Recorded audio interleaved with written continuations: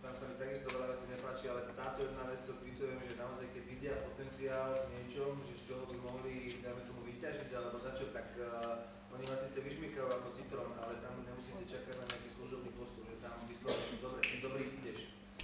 A vy buď sa chytíte tej šance, alebo nechytíte. Tu nám musíte proste zaklopať na 350 všelijakých dverí a vysvetliť im, že takto a takto by sme to chceli. A stačí z toho reťazca 1-2 ľudia, ktorí nie, tak to je vybavené. Tu nám je to trošku podobné, že mrzí ma to, že vidia tí ľudia, že máme potenciál, že mohli by sme niečo urobiť a stále nás tak odkladajú na dolu kolaj. Ale my sa nevzdávame a ideme dopredu každý dňom pomaličky postupne, možno dlhšie udržíme, ale tak nie, že sa vysmeme a zase odpadneme, ale že si to tak nejak prešľapeme postupne. No a k tomu projektu